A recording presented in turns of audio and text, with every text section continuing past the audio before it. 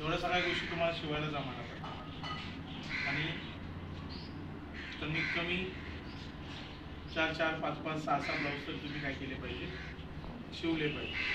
आणि परीक्षेच्या दिवशी तुम्ही शिवलेला ब्लाऊज किंवा तुम्ही शिवलेला ड्रेस काय करायचा तुम्हाला क्लासमध्ये घालून यायचा आहे, असं डोक्यामध्ये टार्गेट तुम्ही सगळ्यांना. म्हणजे काय होईल की बाबा परीक्षेच्या दिवशी तुम्ही शिवलेला ड्रेस आणि ब्लाऊज तुम्ही जर घालून आला तर मग परीक्षा घेणाऱ्या व्यक्तीला तुम्ही सांगितलं की हा ड्रेस मी शिवला आहे, तर हा ब्लाऊज मी शिवला, तर तुम्हाला मार्क जास्त मिळतील, आहे की नाही. पूर्ण करणार आहात. त्यानंतर तुमची लेखी परीक्षा, तोंडी परीक्षा, प्रॅक्टिकल परीक्षा, एवढं सगळं तुम्हाला या सगळ्या गोष्टींना सामोरं जायचं.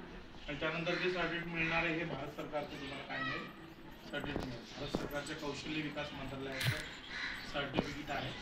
आणि नेहमीप्रमाणे हे सर्टिफिकेट नसणार आहे, सर्टिफिकेट थोडंसं वेगळं असणार आहे.